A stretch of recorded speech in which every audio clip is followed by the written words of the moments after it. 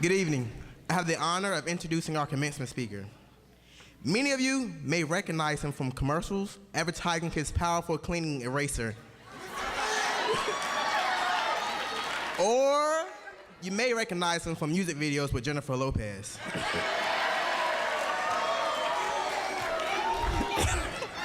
However, my classmates and I know him simply as Mr. Jentsch.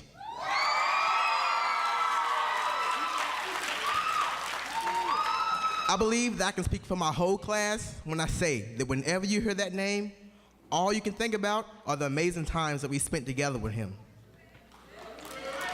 The first time that I met this remarkable man was my freshman year when I chose to try out for baseball. With little to no baseball sense, and I do mean little, Mr. Jentsch went out on a limb and I earned a spot on the team. Instead of just overlooking me as somebody who just sit in the dugout, Mr. Jentsch worked hours after practice to help me become a better player, no matter how long it took. As my freshman year came to a close and the spring of sophomore year approached, Mr. Jentsch made the choice to teach my Spanish 2 class alongside the Spanish 3.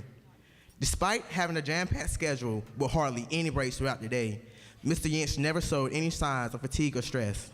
He constantly modeled two oh-so-popular words here at KIPP: grit and zest. Every day in class, he pushed us to better our Spanish skills.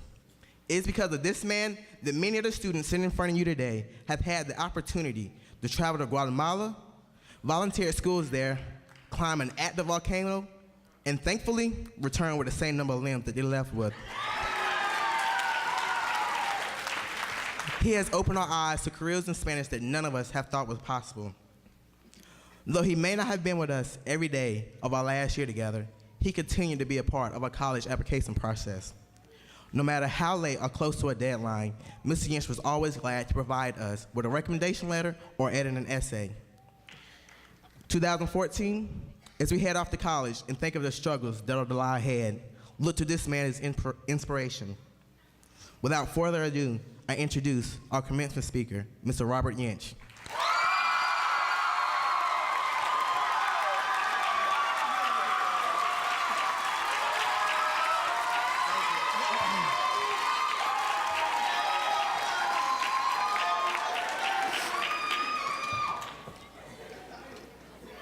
This commencement day for 2014, or nah?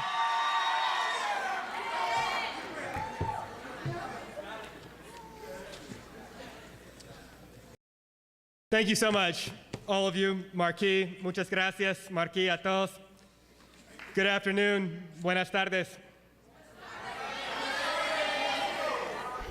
You know, the day that I met the Pride of 2014 was my first day as a Spanish teacher at KIPP, and it was y'all's first day as high schoolers. We went to Elizabeth City State University for the 9th grade trip. Y'all remember this? I'll tell you what I remember. I remember trying to learn names. I remember Bree made it kind of easy by matching her hair bow to her t-shirt to her Converses. and I remember that the girl with braces or the guy with braces wasn't a very effective technique because, like, all y'all had braces. And I remember being able to look straight across instead of up to make eye contact with Mr. Wynn. I don't necessarily remember looking at Marquis and thinking that he was going to turn out to be a three-sport beast, or a thin 9th grade version of Philip and thinking that he was going to be hitting home runs in a couple of seasons, but I'm sure glad it turned out that way for both of them. And I seem to remember that Jocelyn would get real loud all the time. No, just kidding. Okay. What I remember most vividly from that trip was a particular moment in the auditorium, perhaps because Miss Sutton put me on the spot my first day at work. She said that we were going to speak in only Spanish for 5 minutes. There were not many able to participate in that conversation, maybe 6 or 7 of us. At the end of the 5 minutes, Miss Sutton asked the Pride, "Did you all see how much power we just lost?" Now, 4 years later and a few Spanish classes along, all of you have the knowledge to be able to participate in that conversation. This was my introduction to the idea that knowledge is power. And today, the Pride of 2014 graduates from the Knowledge is Power program. For our guests, that's what KIPP stands for, Knowledge is Power. And I'm sure you all won't be surprised to hear, coming from your Spanish teacher, that I think the phrase knowledge is power, or saber es poder, is just a little bit better in Spanish. Saber es poder clarifies the term power in the way that I learned it my first day at KIPP 4 years ago with y'all. There are two translations. Saber es poder, knowledge is power. And then saber es poder, to know is to be able to, right? Today, 2014, y'all are more powerful, more able than 4 years ago for the knowledge that you have gained. 4 years ago, there was no Spanish 4. Now, 10 of you have taken it. There was no AP Spanish. Maria's since earned the 5. None of you have been to Guatemala or Spain. Isaac's Spanish is so good he could probably pass for Guatemalan himself. None of you had read a book in Spanish. Now, all of you have read a book in Spanish. A couple. That's right. Of course, the knowledge you've gained these 4 years extends far beyond the realm of Spanish. You've learned the foundation of a strong essay, applied it from everything to the dreaded college admissions essay, to the AP Gov test, to DBQs with Mr. Helms, to the analysis of rhetorical devices in Walt Whitman's poetry. That's right, as Mr. Noble would say, we are never done with Walt Whitman. Right? In the sciences, you've learned to balance a chemical equation. That's the starting place for developing a cure for cancer. Across the board, you've developed a knowledge base that allows you to do more, to take part in more conversations, ones you couldn't 4 years ago. Today, as you begin your journey to and through college and far beyond, I want to encourage you to continue to pursue power through knowledge in 3 specific ways. To know is to be able to. Saber es poder. Point 1, knowledge of yourself is power. That old Greek saying, know thyself, is as relevant today as it was 2,500 years ago. Learning who you are and how you work can take a little bit of reflection, though, and it's sometimes hard. Example, I went to college very confident. I did well in high school. I got into the college of my choice, dear old McAllister in freezing cold Minnesota. My whole life, I told I was good with words, so I was relieved to find that my first major college exam would be a written one. I wrote, and I didn't leave any spaces blank. When I got it back, I had earned a 57%. My essays on the exam, while long, noted my professor, lacked the evidence and strong arguments that college work demands.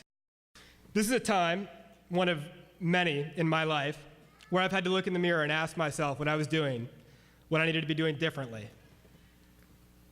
I started going to the writing center, annotating the readings, going to professors' office hours, and I made some adjustments to the way that I spent the hours in my days and nights. I set the goal that I would graduate with an A average, at least a 3.7 GPA, and despite the rough start, I did meet that goal. If you want to improve, you got to analyze yourself constantly. And again, it's really hard. Today's a big day, y'all. This is a milestone, man. And this occasion of commencement deserves that kind of reflection. So ask yourself, what allowed you to be successful in graduating from KIPP? What led to that cap and gown? And just as importantly, in order to realize the person that you want to become, what are you going to need to do differently in college and beyond? So today, tomorrow, this summer, ask yourself, what do I need to do the same? What do I need to do different? You know, I hear from 2012 and 2013 at least a few times a week, and I'm counting on hearing from y'all well beyond this afternoon. It's interesting, the conversations that I have with those college students, those who sat in your seats last year and the year before, rarely relate to the content of a class. We end up talking about approach. What'd you do to study for that exam? Did you remember to study a few times every day leading up to it? Or did you cram? Did you sleep before the presentation? Did you make sure you were spiritually healthy, prayed up if that's part of who you are, before your difficult conversation with a roommate, right?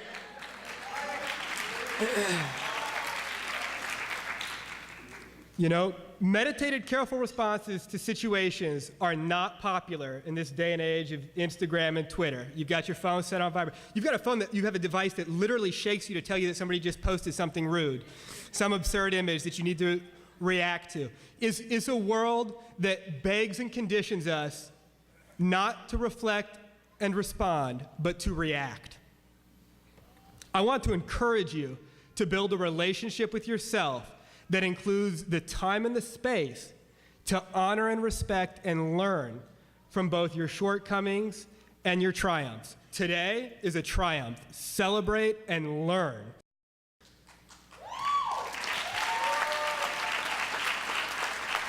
Self-knowledge is power. That's point one. Saber es poder. Point two, all knowledge is power. In college, you will learn things that will empower you in ways that we cannot possibly predict today. Now, what we can predict is that you will make a lot more money for having a college degree, right? On average, the difference in lifetime earnings between those that have a high school diploma and those with a college diploma is $830,000. This was in a study published 10 days ago, May 24th. Now, I'm sure you all can think of a few things you could do with an extra $830,000. So, by all means, get that degree, get that guap. But while you're at it, learn everything you can. Learn everything you can because you have no idea how much it will empower you in the future. For instance, in college, I didn't major in Spanish, but taking it increased my power, my ability, by allowing me to teach in this school, to travel to many of the 22 Spanish-speaking countries, and to lend a helping hand to my Spanish-speaking neighbors if they broke down on the side of the road or looked for a lost kid in the supermarket. It was a women and gender studies course I took in college that made me think about my position in society, what's called privilege. That class changed the way that I thought. I thought about structural barriers to success and systems of oppression in new ways. The classes I most feared in economics and statistics, but took in spite of my fear, provided me with a baseline knowledge that I use every single day when I read the news or advocate for education. In short, it was the classes I least expected to enjoy that I most needed. For where I was lacking knowledge, I also lacked the courage and the power to venture. The extent of your knowledge is the extent of your power. Saber es poder. Learn everything you can because you have no idea how much it will empower you in the future. We learn for life. All knowledge is power. That's point two. Saber es poder. Y'all ready for the third point here? Thank you. Third point. Knowledge of your roots is power. Know where you come from. Know the traditions, stories, and legacies that you are continuing. College is hard, y'all. It's like I said, previous prides tell me, yes, college is real. College is hard. College is real hard. Buying books when you're balling on a budget, hard. Managing your time after KIPP is structured 9 hours out your day, hard. Making the right decision about which party you'll go to, how long you'll stay, what you'll do at that party, hard. Managing time and money and effort is hard. This goes back to point one. Self-reflection will help you catch on faster. But on to point three.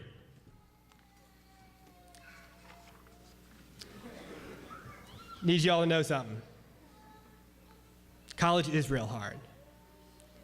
But you will go to and through college 2014, not in spite of where you come from, but because of where you come from. Know that.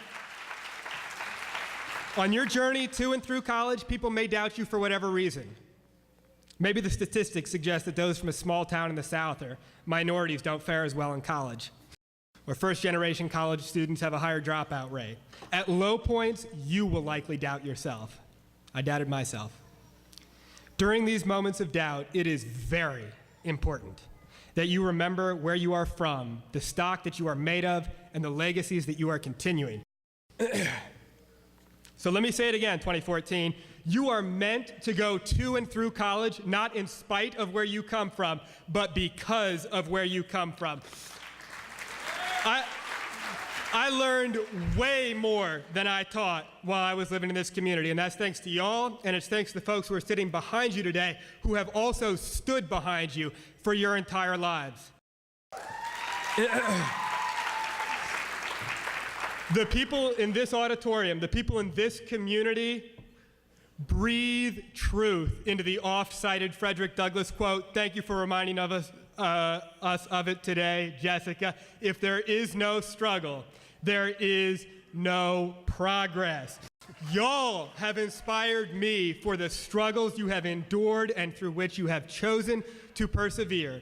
In your pride, there are those who have lost parents, those who have kissed loved ones goodbye as they went to fight wars oceans away. You have cared for younger siblings, cousins, and cubs, as well as for sick and handicapped kin. You have all chosen to spend extra hours in school each day. So know this, college may be something of a new challenge, but challenge is nothing new to you. This great room is full of examples. Maybe you thanked your aunt or your uncle or your neighbor who really ain't got it like that for helping you with your athletic dues one semester, giving you the money that lets you apply to one more college. You saw Coach Newsom waving you home a few weeks ago, this less than a year after doctors told him that he wouldn't walk again for the stroke that he suffered during last year's softball season. You saw your teachers' cars in the KIPP parking lot disturbingly late, and you asked, do you, have a life? And you saw the bus drivers' cars there crazy early. So know this, you have all borne witness to and yourselves modeled grit. No matter where I go in the world, nothing gets me through tough times more than knowing the stories of the communities I've been a part of. I'll tell you a little story to this effect. I used to work in this real rural spot in El Salvador. Amazing community of families. Anyways, this one time in El Salvador, I was sick, real sick, down to 150 pounds. For perspective, I weigh 200 a day. And I was staying in this area that was mostly farmland, mostly pasture, in this one-room house. And I had the bed in there. Behind the bed, I had a window, and then I had the front door. So I spent this one night with a high fever, running through the front door, dodging chickens, going to this outhouse, coming back, laying down, sleeping for 5 minutes, repeating the process. So finally, I get back in the structure that is my house, and I open the window behind the bed, thinking I'm going to air it out and cut this fever.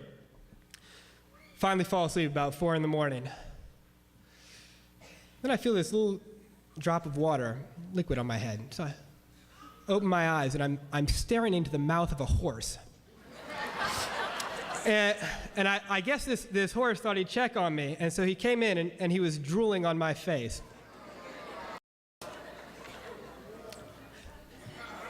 Funnier looking back than at the time. At that moment, I wanted to go home so bad. I wanted my bed, my food, my bathroom, and perhaps my mom. I didn't know anyone who had been to rural El Salvador, and I didn't know anyone who had gotten drooled on by a horse. You know what kept me focused? I thought about my grandmother on a boat from Germany to the United States. Thought about leaving her country. Not sure if she'd ever return to see her parents, her siblings. And I thought about my father, who at the age of 17 joined the Marines during a time of war and left everything he'd ever known in Missouri to go to boot camp on the West Coast, where a drill sergeant screamed in his face and got him up in the middle of the night to march in the sand, preparing him for battle. I thought about people I knew and admired, who had struggled but survived in a new context. My point here is that our heroes may or may not have been through the same things that we will go through, faced the same challenges that we will face. Be that challenge college or something else. On your journey, you don't have to look far beyond this room for examples, for inspiration. When you're in your dorm room, wondering if you can muster the heart to read one more chapter of that biology textbook, think of Coach Newsom in a hospital room, wondering if he could muster it together to take a few small steps.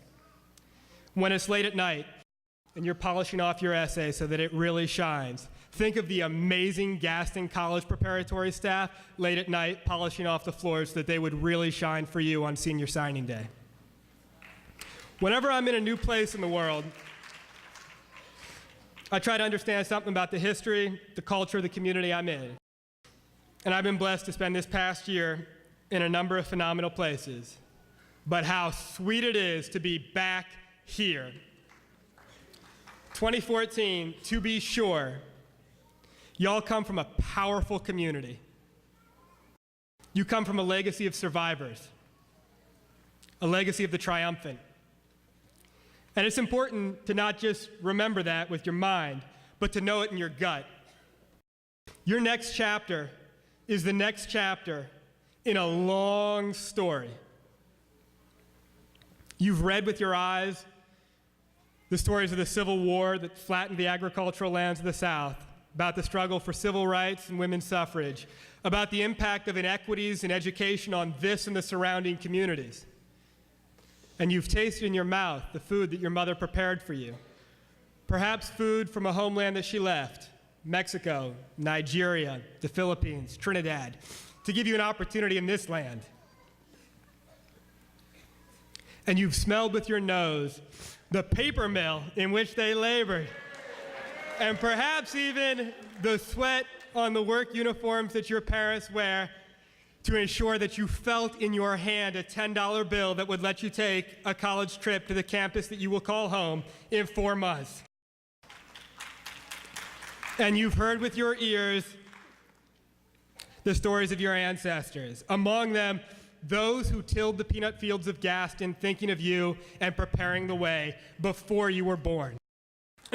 With all 5 senses, you know. You know where you are from, and you must know that you are powerful for it. My first 2 points, the pursuit of self-knowledge and the pursuit of all knowledge, will carry you far.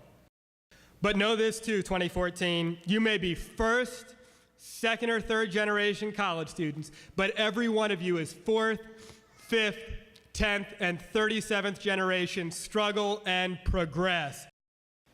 Let that knowledge empower you.